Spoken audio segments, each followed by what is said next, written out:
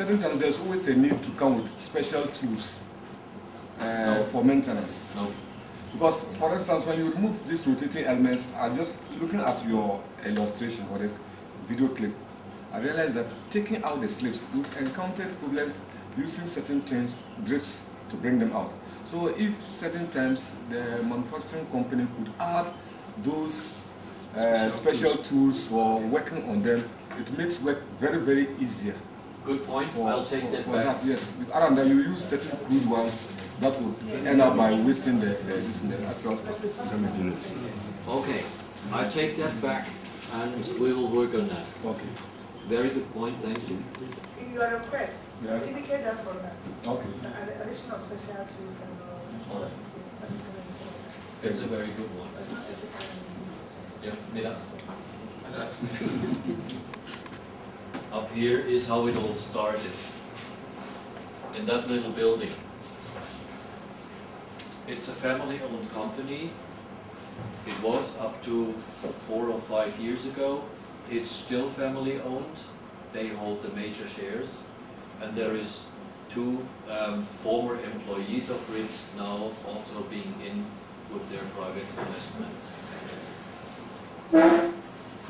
So far, there is over 1 million pumps being delivered worldwide in 2 major fields. One is water procurement, the second section is mining. But of course, a company like Ritz lives from innovation. So we are also in some fields now in offshore applications, in subsea, in part in Europe in industrial pumps. What really is different to other pump manufacturers is the idea that is behind how to address a problem. We do not want to manufacture pumps and sell them. We want to produce solutions, offer them, and together with the customers, with the clients, in a kind of co-engineering, find out what would be the best for that very application. So our customers are always the center of our reflections. This is how it started in milestones, the first 125 years. The pump manufacturing was set up in Schwäbisch Gmünd, where it's still located, now in a new facility. The first single-stage centrifugal pump was done in 1901. High-pressure pumps came in 1911. This one, I will go into detail in a later chapter of this section. The heavy-duty pump, the one with the 1,600 meters head, that was invented and patented in 1930. And still we keep the world record. Another one, Ritz Atro, is a daughter company that is mainly in Archimedean screw pumps. Some 10 years ago they came to the idea that they run it in the reverse mode. That means you don't put power in and shuffle the water upward, but you put it inclined in the riverbed, let the water flow, use the motor as generator and create electricity. This part of the company was so successful that within the last 2 years it became the biggest part of their turnover. They started as pump manufacturing and now they're into generators more than they sell pumps. Ritz was the first one that started in software selections of the pumps. You type in your head, your flow, and some other key characteristics, and the program proposes a few pumps that you have in the range. That was done as a, I would say, hobby project of one of the Ritz IT people. He did it after his regular work. It was so successful that we released that program to other pump manufacturers. Now all other manufacturers of significant size have the same program, we release it for free. He could have drawn royalty from it. We didn't do it because in comparison with other pumps, Ritz was always under the impression that we have the better efficiency. And regardless, if we let the program to the others for free, the customer would still figure out that Ritz has better efficient pump. Now in 2002, two of the former employees became also stockholders, shareholders of the company, but Ritz family is still in and has control over it. This is very important. This is a typical approach of our local area. We like to have family-owned companies because then what they build up during their lifetime is preserved and is well kept and traded. Modular shaft technology, the one where you can build the pump stock piece by piece, was marketed first in 2005. It's just 5 years old. In 2007, Ritz has built the biggest submersible pump in the world, and it still keeps that world record. That one feeds the city of Las Vegas with water. You know the Hoover Dam, and behind it it's Lake V. There was a pump station with 22 or 23 pumps, all American built. Our managing director came back and told me during that installation he could hardly talk with his neighbor. They were yelling, it was so loud, like standing behind a jet engine. After they built in the two Ritz pumps, the customer was scared because he feared the pump was broken. And our MD mentioned, it's running already. You just don't hear it. Touch the casing, it's slightly vibrating, you can see and feel the water. It's running. So 3 of those pumps feed Las Vegas now with water.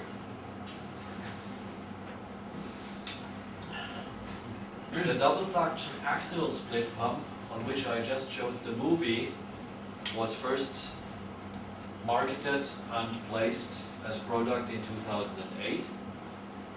So you see, we're not talking about old stuff.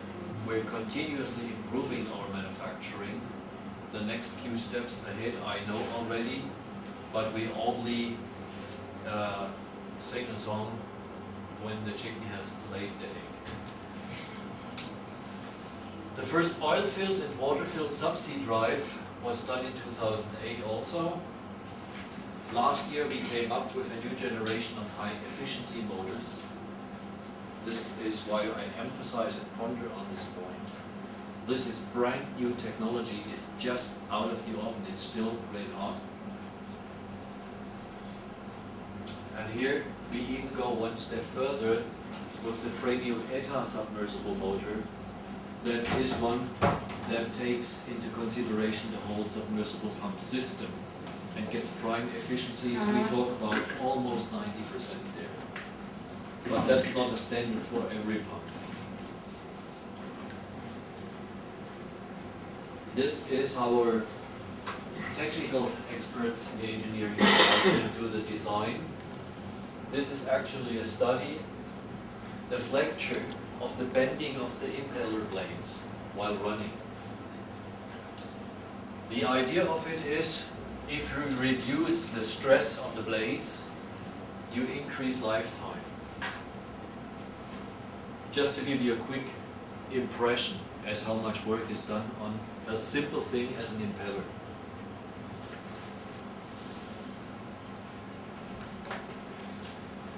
This is our mission. Our know-how needs to be continuously improved. Our customers are always in our focus. Their demands are our driving force. Their ideas are our extended development department.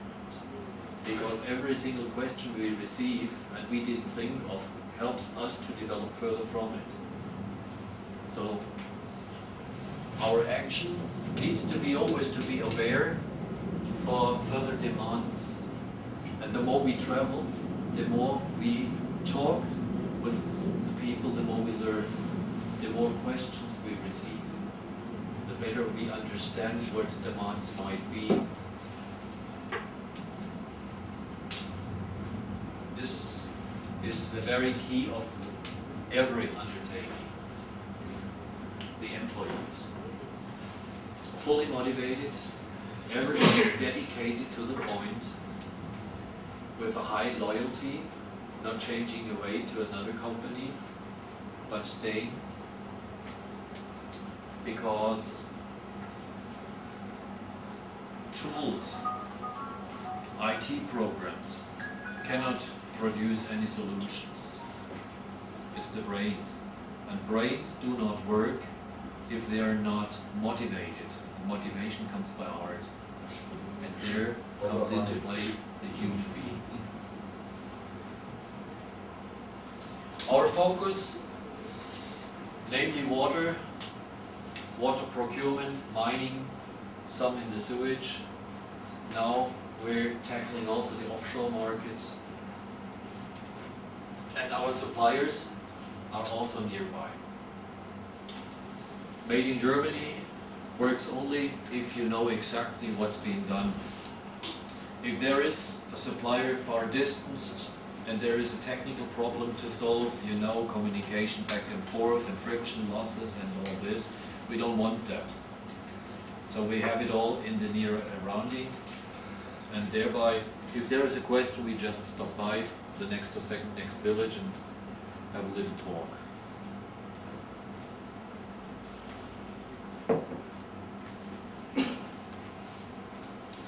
Before I go into this, where it's going technical, I'd like to show one more movie, which basically is our mission. Oceans, lakes and rivers. And in addition, the groundwater slumbering in the depths of the earth. Water is the driving force of all life. The eternal circulation of water supply and disposal is a fundamental part of our society, our economy and industry. Pumps are the pulse of our civilization. For the people at Ritz, this means above all, responsibility. Responsibility begins with thinking ahead. Before becoming engrossed in the development of a new product, all our thoughts center on the expectations, requirements, and the respective general conditions of our customers. In particular, for the mining industry and for offshore applications, Ritz has developed two innovative technologies, HDM and MST, modular shaft technology. In the case of HDM, two pumps are arranged one above the other. They work in opposite directions and are driven by a continuous pump shaft. By means of HDM, the flow or suction velocity outside the pumps is reduced nearly to half. MST, modular shaft technology, facilitates something. Water is the element that not only determines the thoughts and actions of the people at Ritz, enterprises and representatives in more than 80 countries. With pumps,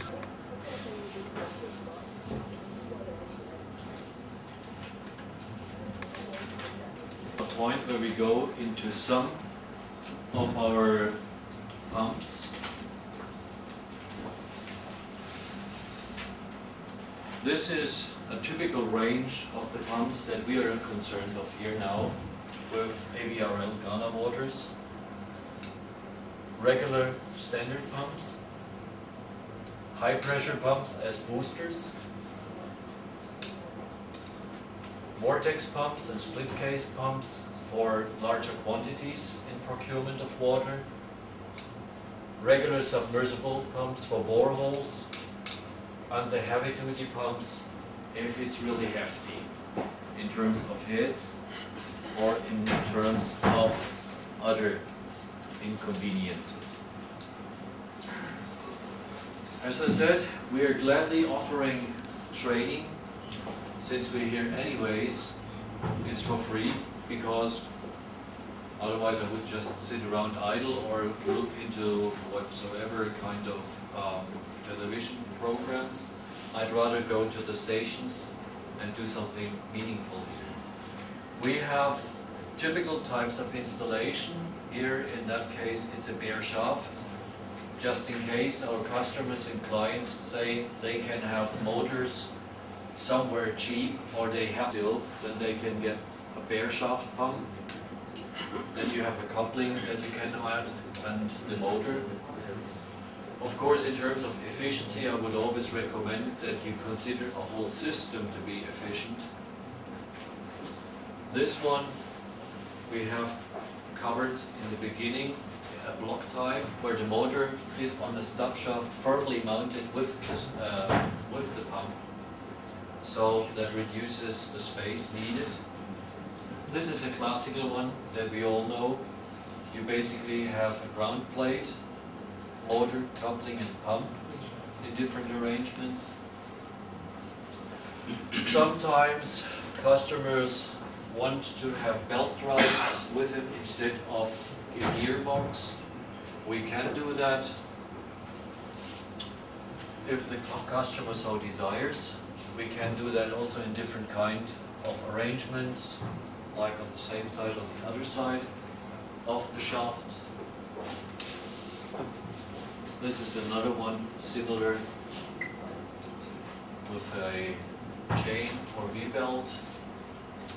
Some of the sump pumps, the customers like to have them in use mobile arrangements or on a rail bracket. We can do that. In that case, also we have submersible pumps with a motor directly attached to it. In some cases, like for instance in Egypt, where the Brits invented the water some 100 years ago, they came up with the technology of having a submerged pump. The motor installed upward on the drive and a huge cardan shaft. Because 100 years ago submersible motor was just unthinkable, and because they know that technology and want to have it again and again and again, and they cannot think of having a submersible motor, we can also supply that. Our customer is still the king. Although there's major disadvantages, we would recommend to have submersible motors with the pump. These are a few other installation types for submersible pumps. This is a submersible pump with motor. And these are typical 3 installations coming from the industry, but we also have them in water procurement as intake, that you have submerged pumps, a pipeline, and the motor being somewhere in the pump house.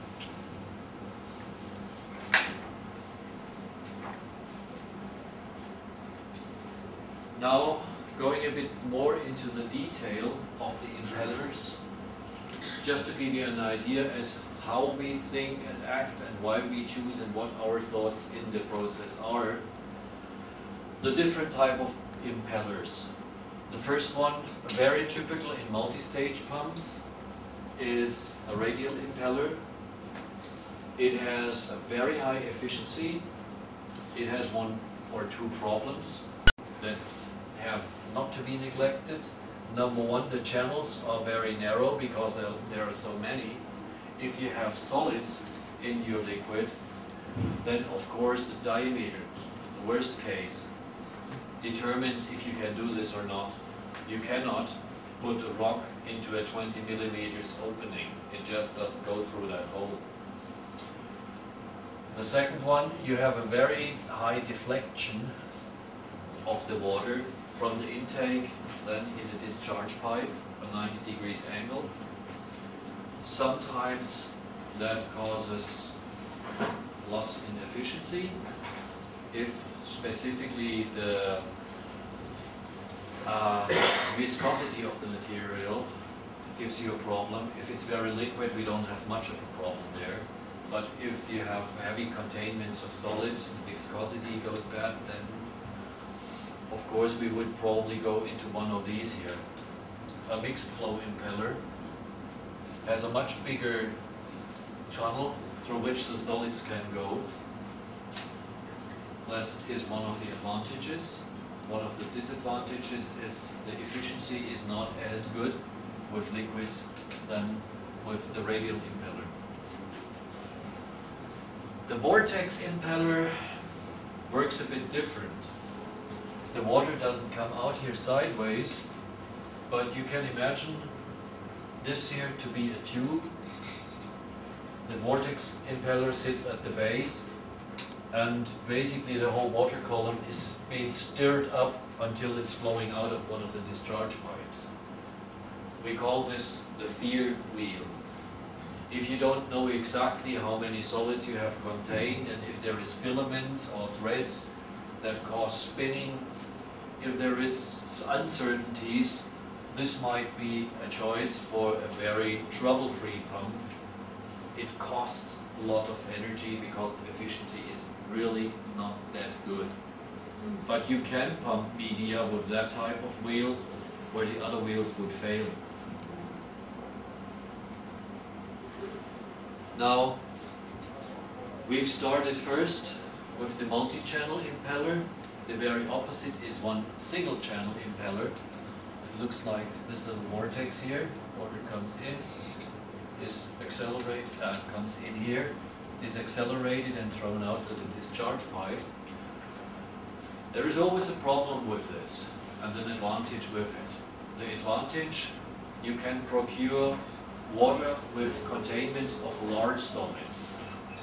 Up to approximately 150 millimeter solids can pass through, depending on the size of the pump. The problem is always, it is unbalanced. Either you statically balance it in an empty pump, then you fill it with water, and the viscosity changes slightly, then you get unbalance. Better would be a symmetric double-channel impeller. There you have almost, but not quite the same diameter as half of the diameter of the first solution, but it's well balanced. And this is a very exotic one. I just added it for the purpose of instruction. This is what I also call a cleaner's drum. It basically looks like a pot with 3 little molds on the bottom, depths. And the principle is a similar one from the vortex wheel. You just have the tumbler rotating, rotating, rotating. The masses are stirred up until they get thrown out through the discharge pipe. Not very effective, not at all, but sometimes desirable in chemical industry when nothing else works.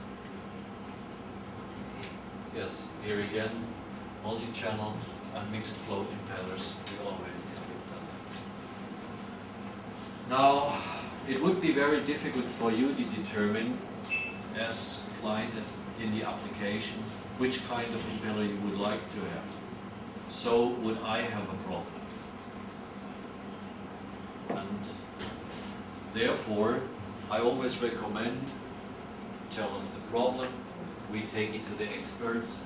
I have about 20 engineers sitting there, and they can think over on which application, what solution might operate best. I wouldn't even do that myself. Now, I do have a question. Since we have now a couple of pumps with all their characteristic curves and corner data, which pumps would you like me to cover majorly? Is there any desires that we go deeper into the detail of specific pump? Which one would that be? If not, I cover them all at the table. No. I've picked a few as an example, if you like. The standard pump. Vertical centrifugal pumps and the horizontal ones. Which one? These vertically mounted centrifugal pumps. Yes. Yeah. And maybe you've talked about the double suction already. Yes. Okay, the vertical ones, we have them right now after that one. I think the standard pumps, everybody knows them, not much has to be done. We can supply them in all usual sizes. probably at a bit better efficiency, but then I would recommend that we basically go into the full system with the couplings, with the motors and the controls, so that we really have a high efficiency solution. The block, the split case, we have just seen the movie. Just to mention that now here we can have flow up to 4,200 cubic meter an hour. That's not too bad.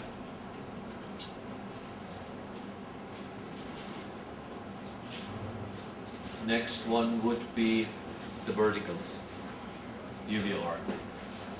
These are typical intake pump situations as we have them in Davoise and other sites. It is a multi-stage pump, a high pressure pump in this case, consisting of several stages here, all in cast material. We're not talking about tin or something like the cheap things that are in the market from China or Italy. We have, and I emphasize again, the questionnaire, different solutions for different types of water, depending on the chemicals they contain, depending on the temperatures. We have, for instance here, grey cast, cast iron and stainless steel.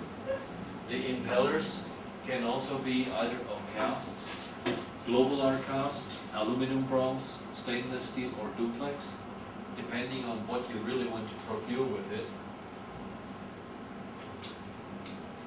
The flow is up to 70 cubic meters an hour. So we're not talking about large quantities here, we're talking about pressure here, because each singular stage here puts up a free pressure for the next one. So basically we have a couple of pumps coupled together behind each other on the same shaft. This one can make approximately 200 meters head. Temperature-wise, we're at regular water temperatures. We have all kinds of flanges that we can cover with this technology. Here again, we have the three families of the vertical and horizontal mounted, high pressure. You go up to quantities to 800 meters at 400 meters head. So they really give high pressure. We have here as materials grey cast iron, bronze, aluminum bronze and stainless steel. Impellers can also be full duplex. They can be equipped either with gland packing or with mechanical seals. The temperature range is quite amazing to me, from -20 up to 140 degrees centigrade.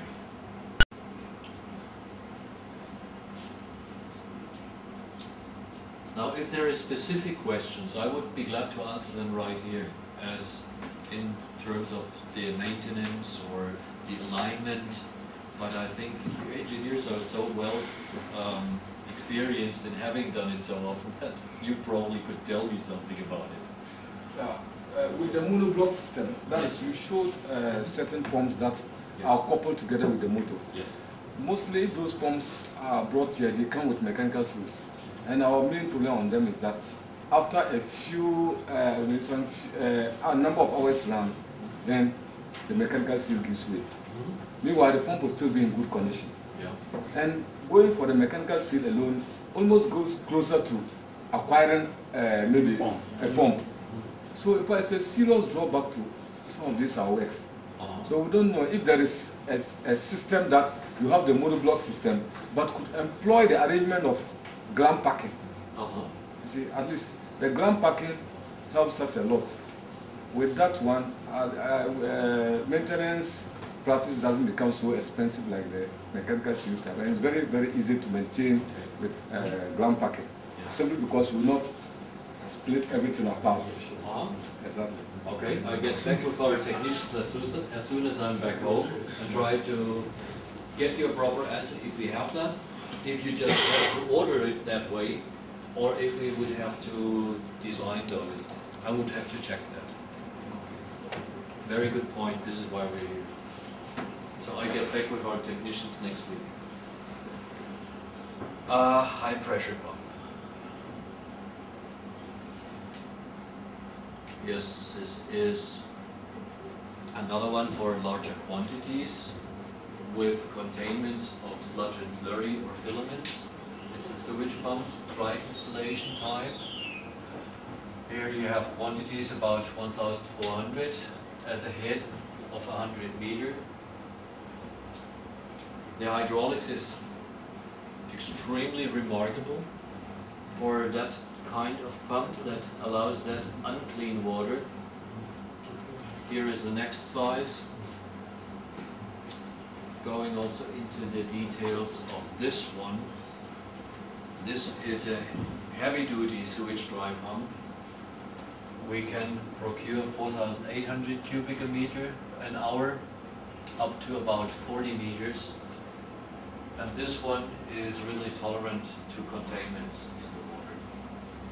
If it goes more into the sludge and slurry, then I would refer to a different pump technology and say a centrifugal pump is not probably the best solution for the application. This one is even bigger, 4,000 cubic meter. Here is a couple of exotic pump systems that we can use sometimes in the sewage area, but we're specializing typically in the clean water or the cleaner water. This is where we really like to play. And now, submersible pumps. I just had an opportunity to get a business card of engineer Eric Wofier. Right here. Eric Wofier. Yes. Mr. Warhol will love me for this part because now this is very specific for him. Yeah, as you see, we come from the water, the mining, oil, gas, and the power industry, submersibles, offshores. This is some standard pumps, as you know them, standard borehole pumps. As you see, well, 4-inch we don't actually like to play in that field, it's too little for us. We rather like to play from 8-inch upward. But of course we do not like to dissatisfy the customer. We have 6-inch pumps. And once in a while, if it need be, we really have to think about the 4-inch, but this is not really our game. Heads up to 500 meter, but then the quantities are very limited. Can I ask a question? Don't go. Yes. You see your speed is very high. Yes. 3,600. What are the factors that you take into consideration before you in this very, very small pump, in order to get anything out of it, if you don't have the volume, it's like in your car with the engine, if you don't have the volume, you have to do it with the RPMs. That's where it draws its capacities. This is why we can reach up to 500 meters head. In that tiny little borehole, it's hard to reach that head, but of course you don't get much flow out of it. And because you don't really stir up masses that then due to their inertia run up there, you have to do it with the impact. I think with that you have a lot of stages. Something has about 15 to 20 stages with this small type. In that small type, definitely yes. In the bigger one, and I just know it by heart now from the 8-inch size, we go up to 27 stages. Okay. And with the vertical turbine type, you can even have up to 57 or more. But you don't use that one again. We get there. You get there. Yes. But this is where we actually like to invert our activities, 8-inch or bigger. This is the modular shaft technology. We also have a one solid shaft. And here is one thing I have to tell you. I have to commit that there is one disadvantage in modular shaft technology. Because we have module after module after module, Each comes with its individual bearings. You have friction losses at each bearing. If it's a solid continuous shaft, you have 1, 2 bearings and that's it. Here you have per stage an additional bearing. You have losses in efficiency. This is not the target of this type of pump. The target of this pump is get your spare part stock holding down. It is flexibility. This one is not supreme efficiency. This is flexibility. One always has to be frank and openly tell what the advantage and disadvantage of the different designs are. Heads up to 650 meters, that is where that type of technology is at its limits.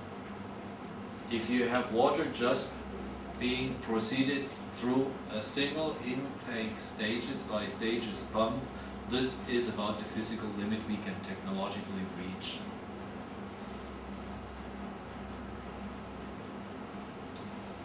This is a similar one, 10-inch upward.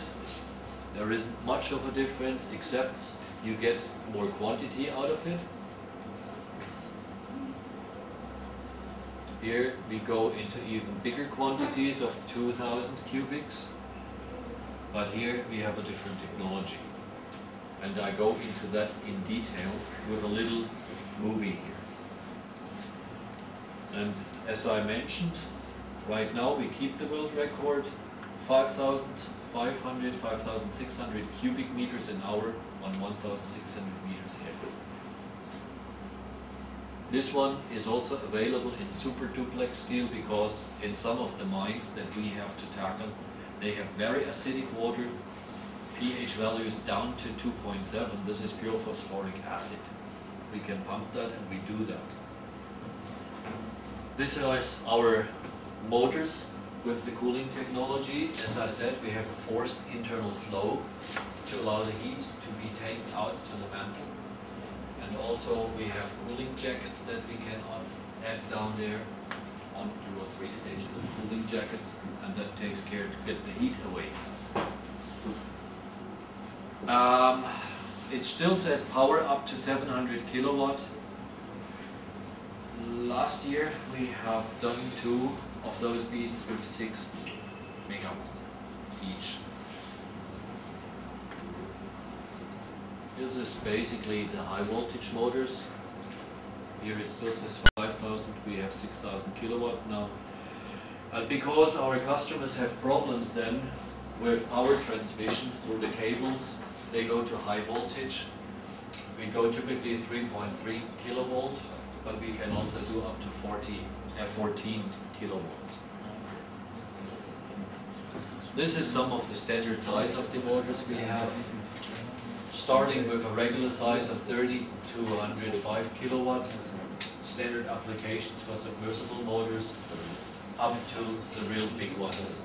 In a 35-inch size, you could disappear in that hole, but that's what it takes for that real big hefty mining. This is the double suction principle compared to single suction. As mentioned in the beginning, in a regular single intake pump, you have water coming in here, going stage by stage. Each impeller gets a reaction force, so the bearing here gets the full addition of reaction force down here, and the bearing is done in a while. Very limiting factor. In the double intake pump, you can see water coming in from here and from there. This column of stages presses the water into the middle, and this one here presses in the other direction. The reaction forces total each other out. From this results a zero force on the bearing. Only the weight of the bearing and shaft system plus the weight of the water column stresses this bearing down here. That is why we reach that much of height. In addition, we have another nice effect on that. the intake velocity on each of those suction ends is half the velocity as if we had a single intake. Reduction of velocity means also that if the water contains solids, the abrasiveness on the borehole goes down drastically. If you would have double the velocity, the borehole is grounded up like sandpaper would work. With half the velocity, there is a significant longer life of the pipeline and the borehole. And we talk here in systems durability. Your money is only earned if the system works. This one is not only concerning the pump, it is also considering the lifetime of your system.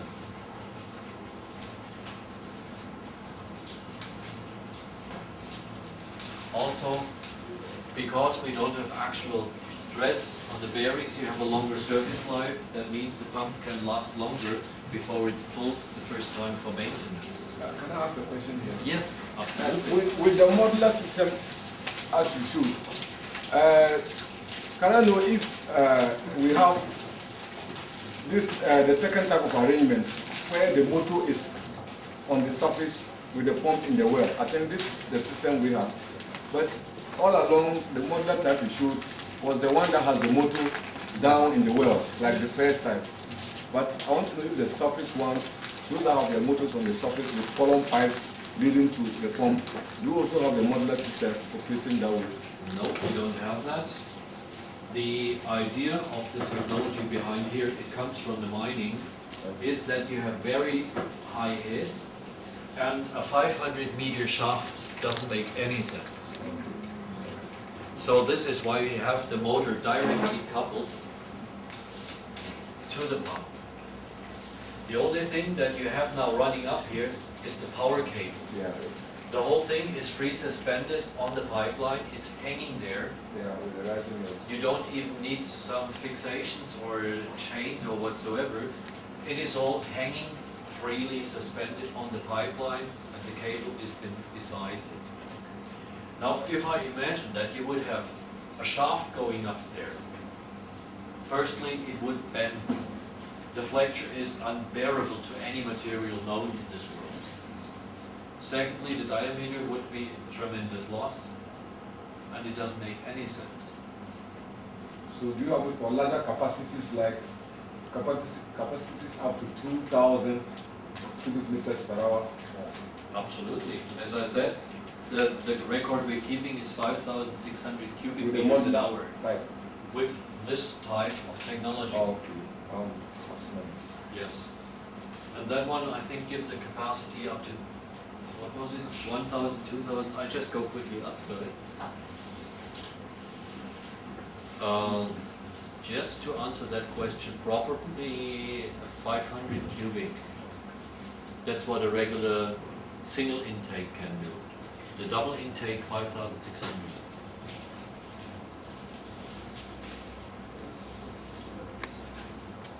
Okay. This is just to visualize once more in a model that we have done at the university, some flow studies. We've done that with laser technology and checked all the resulting forces, stresses, strains. I don't want to go into the detail here. I leave that for college lectures. This is some of the parts of the pump that are customized. The form of the impeller, because that affects majorly the hydraulics. If you have a steep performance curve or a flat curve, if it's tolerant to level changes, or if it needs constant levels but gives you a high flow. The first one would have a drastic change in flow. Also, here we adapt to the desired duty point. Almost every single impeller that is manufactured in our house is basically one standard cast part, but turn milled down on a lathe to a certain diameter, so that it operates at its optimum efficiency in the curve at your duty point that you desire. We squeeze out 3 to 4% higher efficiency just by that. So it's not always that the biggest wheel is the best. sometimes it costs efficiency and we mill it down. Then the shape of the impeller blades, there's a lot of manual work involved. Different types of inlet-outlet casing forms, shapes. We have guidelines, we have protectors, covers, rings, all kind of things. Of course, the motor is individually designed then for the application in terms of windings, in terms of voltage, and so on, and so on, and so on.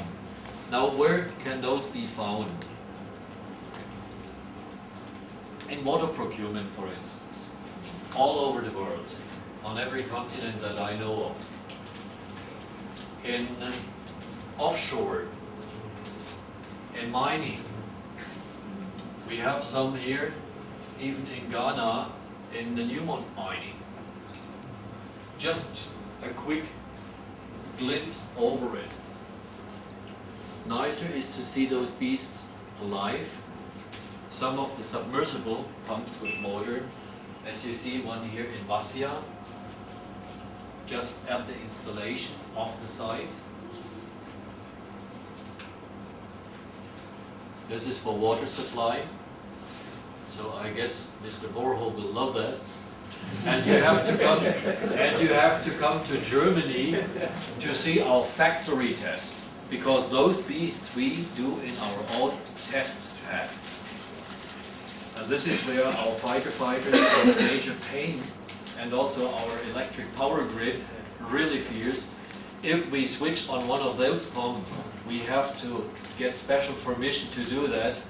And then in the night times, yeah, the whole city will have less electricity, so the light bulbs go a bit darker.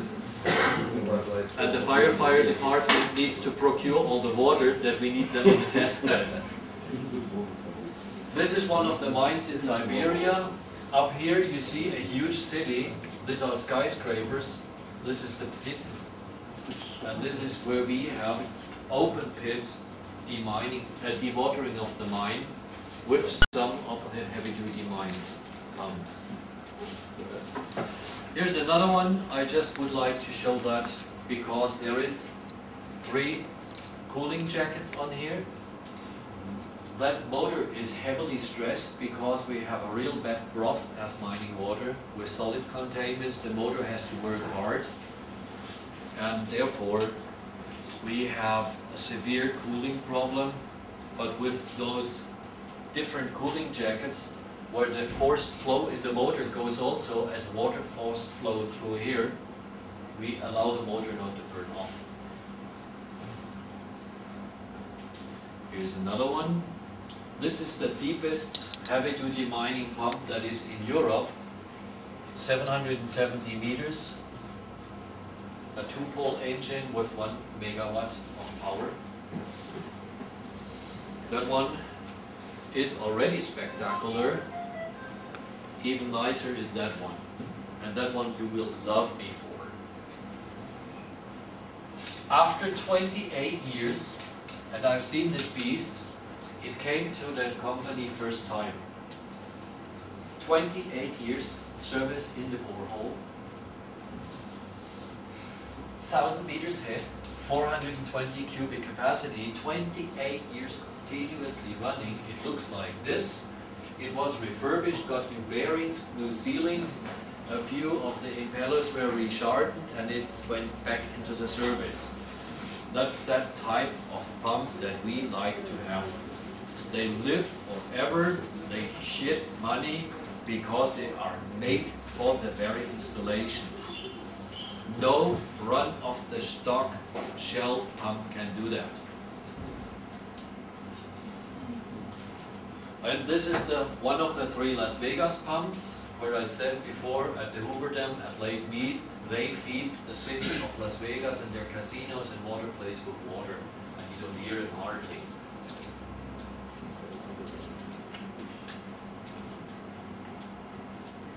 Just to recap, the first and the second section. Customized pumps give you peace of mind and heart. They live long, they give you the efficiency, they come as a solution package. but you have to answer questions before we can really do the ideal pump system. They should also come with the control system and with the energy audit, with the power tracker. This is our definite recommendation. There is all kind of efficient pump technologies. They should be easily to install, easily to be maintained. They should live long, and they should procure much water at little energy consumption. There is technologies out. They allow you flexible approaches, like different boreholes with the same diameter. They reduce your spare part keeping. They have disadvantages energy-wise. The pipelines are a major limiting factor in the whole pump system. If you have a big borehole and a small pipe, you have high flow velocities, you have friction losses, you have energy problems, and you procure less water. If you get more water out of your borehole, this is pure money. We are ready, whenever desired, to stop by at your site. We are ready to train you here. We are ready to invite you over to Germany. We have nothing to hide, and we're extremely proud of it. Thank you very much for your attention. Now it's time for questions. Yes. Yeah, with Ritz pumps, I don't know if you are into the manufacturing of chemical dosing pumps as well. That one, we're not experts. Yes. The power tracker. Yes. Do you have a unit for it, or you purchase it from the... We purchased that one. This is an electrical device. We're focusing on pumps and systems that come with it. If we can do it best, we buy it where we get it best. And at that case, I think the best one is either a Siemens or another one that is standard item. It is used basically in almost every single German household. It's a proven technology for 80 years. I don't know why nobody got the idea to use it for an energy audit yet. Probably we're the first one doing it now. I have two questions for you. One is on the last point you mentioned, the training. Yes. I think you are aware we have a training school at Wager. Will you be kind enough to send us some training manual or some sort of training materials? Yes. To give to our students there? Oh, And yes. sometimes also when you are coming to Ghana, maybe let us know if we can make arrangements or you pop in to give a one-day foreign training, something. Yes. To motivate the students, you know. Absolutely. When you are in school and you hear that a foreign professor is coming, Oh, yes. you are happy. I sure will do that. And Eric, do we have CDs? Yes. I think this is a perfect point to hand out some CDs, where actually this presentation, the movies, and some of the products that we standardly use here, or I expect them to be used at ABRL, are useful together with the curves and the frame data. They are not fully detailed. They just give you some frame conditions in which the pumps are to be selected approximately. My second question is, I think somewhere, probably in the first presentation, you mentioned that some of your pumps, or one other branch of Ritz, is now into generating energy, Yes. or some sort of power for the running of the pumps. Do you think in our headways we can use this technology where we generate our own power, something like that? I may answer that in part with a bit. One of the niceties, if almost everything that needs to be done is done here locally, like the concrete bedding around here can be done by a local contractor. The only thing you need to do is fix the thing on the basement, on the foundation with a few bolts and nuts, and then you let the water run through. The water runs through the thing very slowly. It's 1 or 2 RPM rounds per second only, very slowly, It's a very robust technology. If a log comes in, it passes through. If fish comes in, it passes through alive. Some of them are smiling. In England, that was a major problem. They are very strict in ecological terms. And before we got certified for this one, we had to prove the fish passing test. And the crazy thing was, there was some chubs, some bigger fish of 40, 45 centimeters length, that had so much fun. They were sliding down in that Archimedean screw, then they had a fish climb ladder up here, and they were sliding back again, like little children on a slide. That was a big point in England. The nicer point is, this can be used decentralized. It doesn't procure that huge, vast amount of energy. We're talking about 150, 200, 250 kilowatt per installation. The nice thing is, you need a head difference of 3, 4, 6 meters to the max. That thing, you need a length of 10, 12 meters only. You place it besides the riverbed or in the creek, and you get about 200, 250 kilowatt out. Stably, steadily. You don't need an external control. It's a self-controlling system with steady voltage. Recommended, in my opinion, for bush hospitals outside that need to rely on stable power. Maybe smaller villages, not more than 100, 150 people living there. This is not for huge quantities of power, but very useful in decentral areas. Yes? Yeah. I want to know if you have a pump of a make which is different from this, and then you want to increase the capacity. Can we contact you to design an impeller that can improve the delivery? In a pump of a different design? Yeah, Oh, let's say we have a different brand. Then no. you can do it. Yeah. We will not do it because we know it will be a lousy solution. You have seen before how much emphasis our development people are doing in terms of the development of blade shapes. There was a, where was it at? Where we do computerized analysis of deflections, bendings, and of course the impellers are not the only determining system of a pump, but also the shape of the casing, the intakes. We're talking about sometimes fractures of millimeters of a difference give you a drastic change in efficiency. No, we don't do slap dash work. Sorry. There was one. If I heard you right, you said you installed the biggest pumps. Yes. Ritz has installed the biggest, built and installed the biggest pumps. Yes. And I think you said it's in Las Vegas. Vegas. Yeah, I want to know the capacity of this pump. One. And two, I would like you to share with us the challenges, the experiences you had in its design and installation. Share with us. Okay. I just go to the last, one of the last pages here because I have the Las Vegas pump as a picture. This is the biggest one in terms of submersible size. We hold also the world record in terms of head with 1,600 meters, and I think that was also 5,500 cubic, but I would have to check that in the database. That was a mining submersible heavy duty.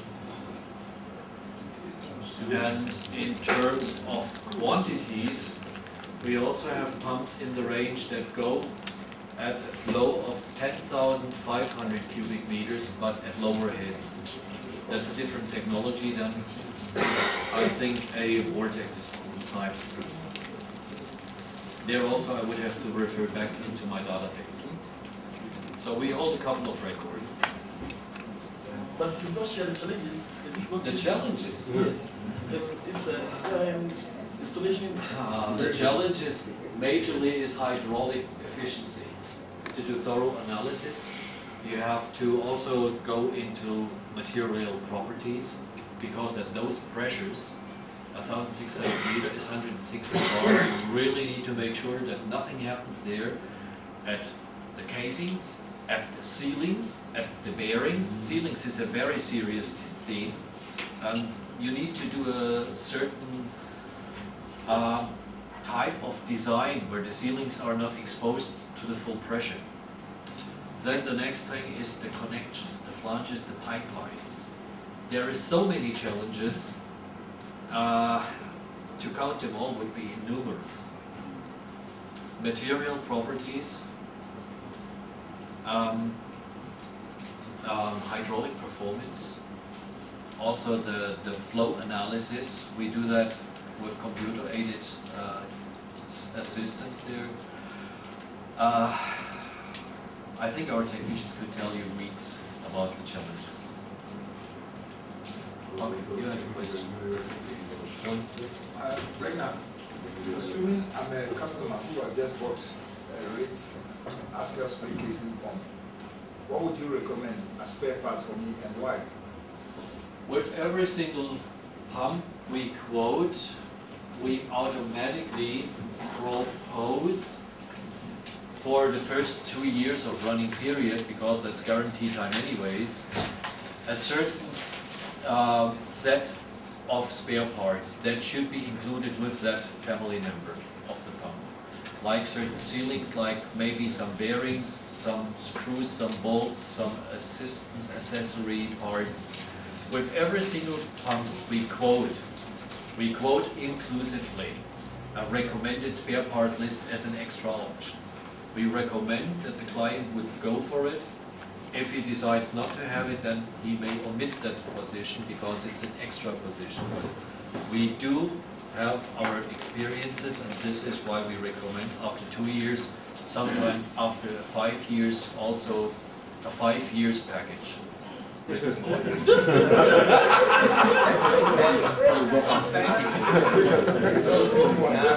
it also applicable to 4-inch diameter? No, we don't play that game. We don't do rewindable 4-inch motors. No. We focus on things where we are unique and where we are extremely competitive, because there is no other competitor around. But in the little ones, no, that's not our key market. And yes, there can be some service done on the motor, also by the clients. Rewinding is not one thing I would recommend a customer to do. And we are extremely happy that amongst all the competitors from China that try to copy and steal with cameras and eyes designs and try to and attempt, they've never been able to even come close to 1/10 of our performance. No, they cannot do that. So I think there's a couple of things that we really have to do in the headquarters. Or you can send motors, you can send as well to Yes. South Africa, to our company down there, because there's 2 or 3 rewinding companies down there. We can do that proper under our supervision. But they are send it down or send it up. They're Because in trained. Ghana, unfortunately, there's nobody listening who can do that yet. Eric, do you think you could do the rewinding of motors already? Unless we establish small factories. Okay, 2 questions. 1, 2. Yeah, but securing these your flanges and, I mean, fixing them and securing them is a very nice method and very simple and fast. Yes. Looking at these vertically mounted pumps, we spend a lot of time on doing those flange bolts. Yes. So when you brought out this system, I looked at it and I asked myself, can this method be employed on the flange types or the screwed rising nails type? So that instead of spending hours removing all those bolts after they have been sunk in water for 3 or 5 years, you just only push it in and lock it with this device. I don't know if your company has taught it another way, using this method to carry out this installation or assembling of pumps.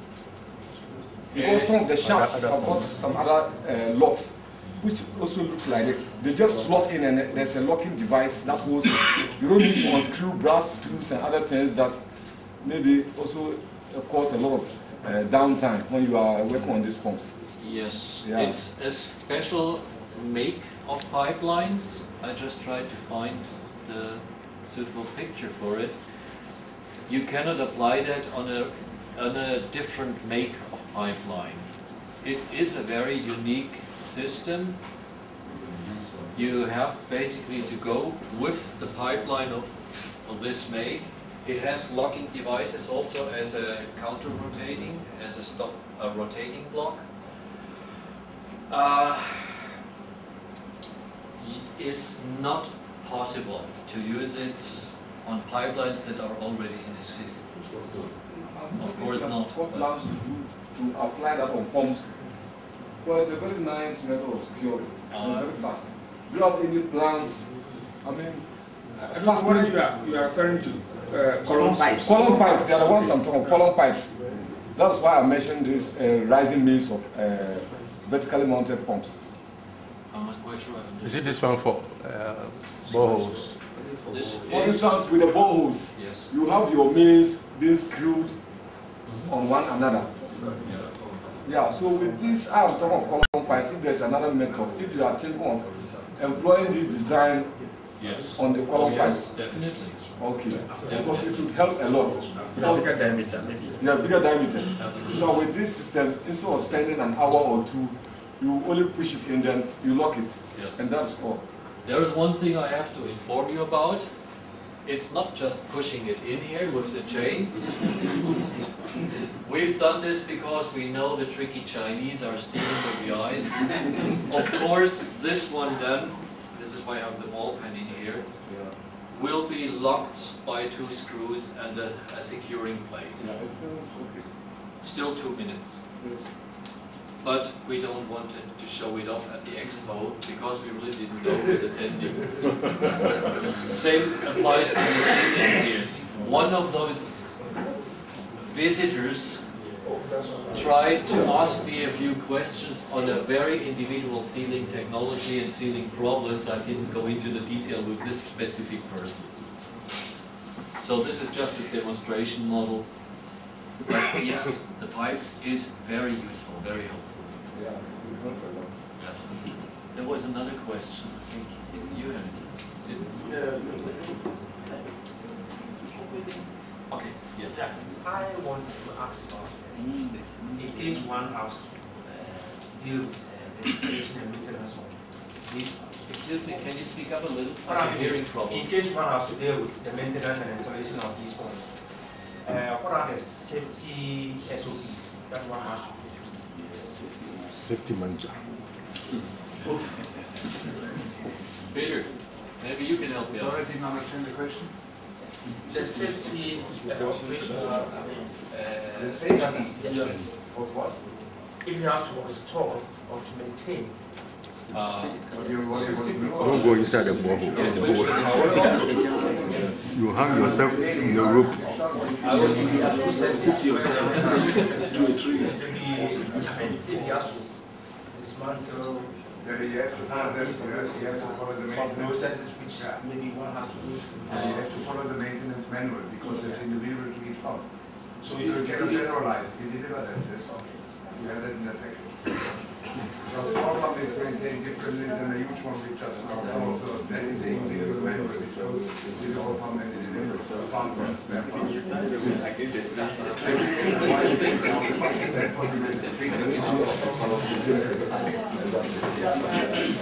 Yes, please. From your presentation, I gather that within 20 years, you should be scrapping our pumps. Excuse me? Within 20 years.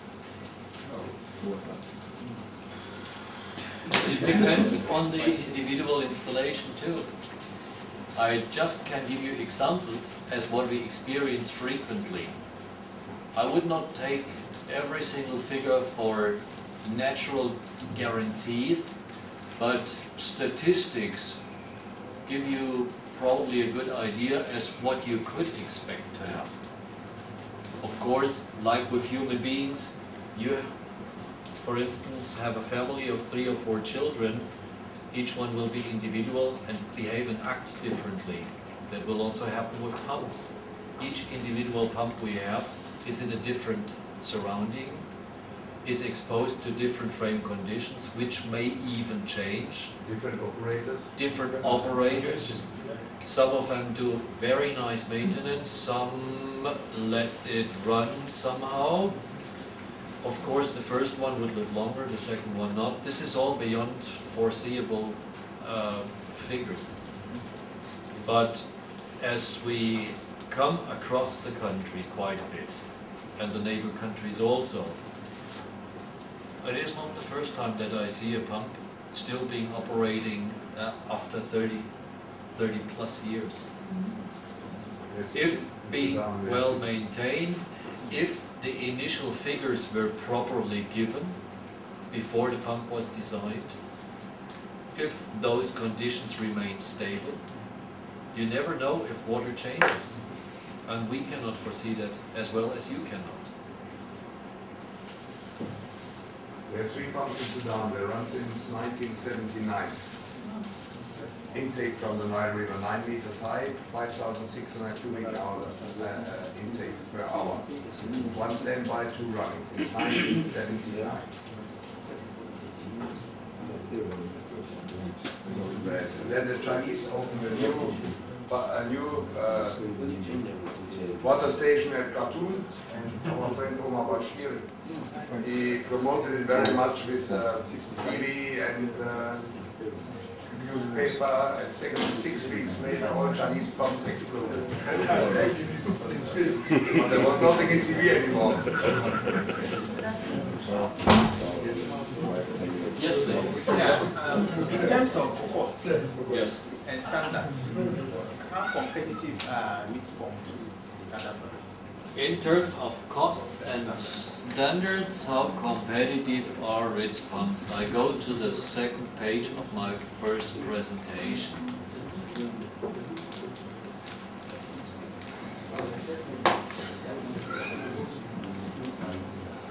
If you buy a pump of standard make,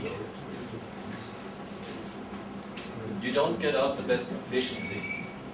This is where you earn the money in the operation. If you have 10, 12, 15% more water that you can sell at the same production cost, this is 10, 12, 15% more money in your pocket.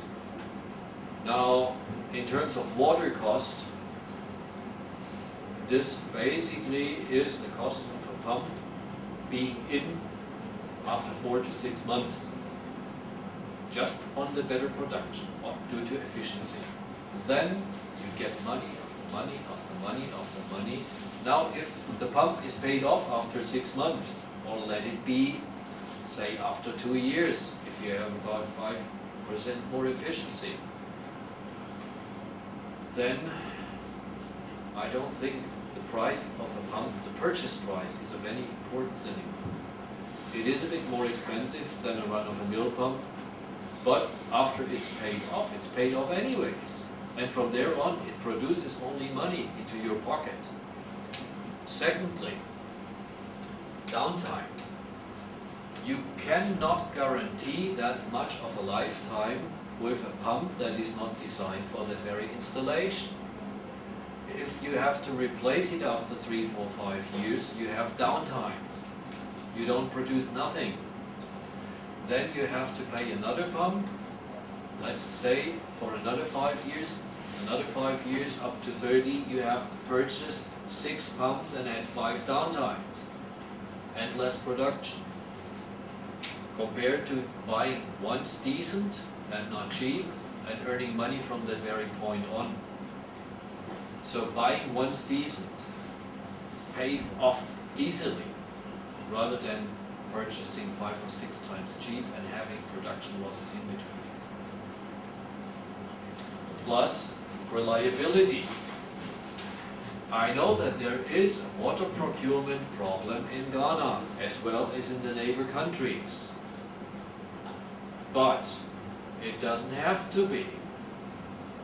If you can really rely on the technology. If it runs and procures safely, you can also sleep sound and don't have to be scared that anything might happen. If you can rely on the technology because it's made for that installation, it will live there and you have your peace. John, we have 100% cost. Yeah, I want to ask you questions concerning what you guys have. Theoretically, you've explained everything that you have, but practically, when we, let's say, Ghana Water should order some of your pumps to the country, and then we are having problems, how fast and quick do you react to this problem in case they are Eric, how fast can you respond in case of emergency as troubleshooter? Oh, I think I'm always ready. Every day I think I should create an office in AVL. So when you have a problem, just see me, I'll move to the site and identify the problem. Wow. So you don't have any problem. Right now, I think you have a few installations in Ghana. Yeah, that's called.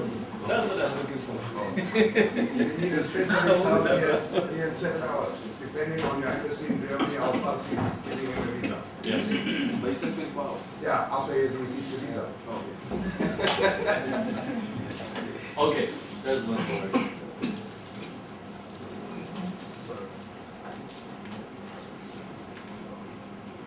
Okay. We probably, this information is also of help to you. We have several installations here in Ghana already established. If you'd like to see them, there is references here. You just walk by, talk to the station manager, say from Daboase or from Inchawan, from Odaso, from, well, yes, I mean, there is all kind of experiences and references here. Just walk by and talk to the people. Ask them, squeeze them out about their experiences. And yeah, if I continue, it will not be a technical, but a sales and marketing show now, and don't go into that. But there is references here.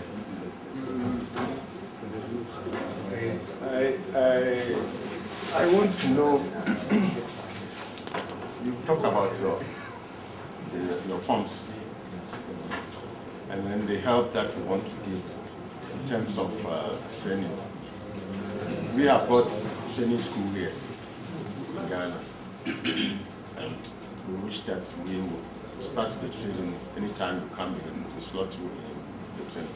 Can you give us some of the prototype pumps that you have so that we can use it for the people to understand your pumps and then be interested in your pumps? Yes, I think you're referring to these modules here. The modules and other ones that... Yes, there is actually no prototype pumps that we have. We never made that. There is a couple of videos, there is a couple of brochures, pictures. There is also the handout burned on CD of the presentation of some of the movies that I already can give out today. There is always my offer that I stop by and do training, or I send one of our maintenance experts if it's more a maintenance related thing that you'd like to be trained on. There is always the invitation that your station engineer may be invited over to Germany for a training. Also see how the manufacturing is done. Of course, that applies to the board members naturally. I can let you these and a couple more that I brought. They are just showing a principle. I mean, there is not really a one-to-one model of the pump. It shows just a stop, a shaft and an impeller as a look-alike. We're not into manufacturing models, unfortunately. I could probably, I cannot promise it yet, but I will go back with our manufacturing and ask if of each family they have one small type that they cut in half as a split model. I will check back when I get home, and if we can do that, you will be the first one to receive it, and then at your discretion can do it, but without promise yet. I promise I look into it, and if I find the things, you will have them. That one I can do. If you don't bring it, we'll send you a mail. I send you mail then as soon as I'm back. In the name, on behalf of Ritz, on behalf of also Intermark, for the opportunity allowing me to speak up here. And I would like to hand over to you and also have one for each, Mr. Nyssen and Mr. Kokowodze, one of these Ritz measuring rules. I would like to give one to you and one to be forwarded each, because they are a symbol to me, not only to measure and lay out our installations, but also to use up our lifetime wisely. If we consider each centimeter to be 1 year of the life, about this is life expectation, this is where we are at. I would like to remind myself to use up this time wisely, not to do slapdash. I want to do something my parents and my family are proud of me, and this is my promise to you. I will not waste my money on things that I cannot do properly. I will not waste my energy. I will not waste anything, but I will try to use it wisely.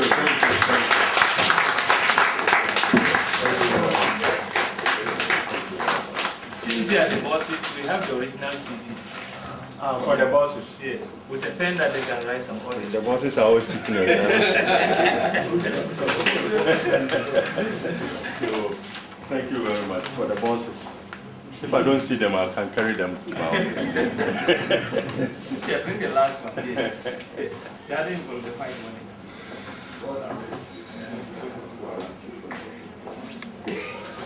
So these are for the deputies. The deputies.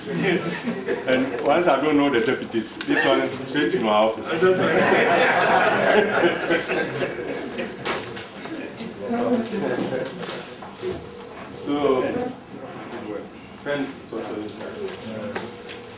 So thank you everybody for attending.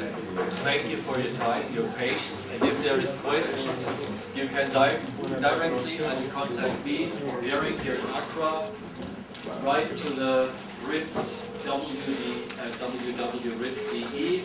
It will always be forwarded to my desk when I'm on travels. I'm right now building up a deputy for me that takes care during my absence. That will help tremendously.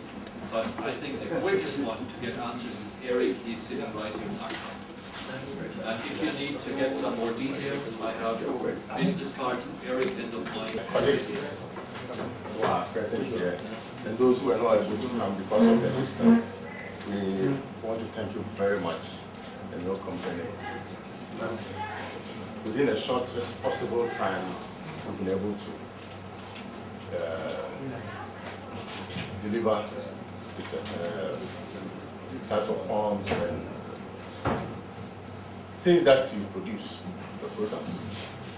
Thank you, and then your promises, we think that it will help us fulfill. So, thank you, and we wish you a safe journey back.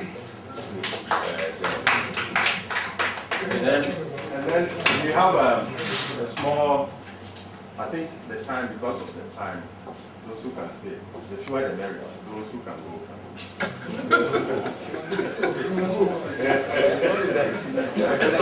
You wait. So those from outside, you should wait. Those from inside, what I mean inside. I have no Father, I'm most grateful and thankful to you for this beautiful. Well, thank you for the breath of life. Thank you for this opportunity for us to gather to go through this proceedings. We are most grateful to you from the beginning up to this time.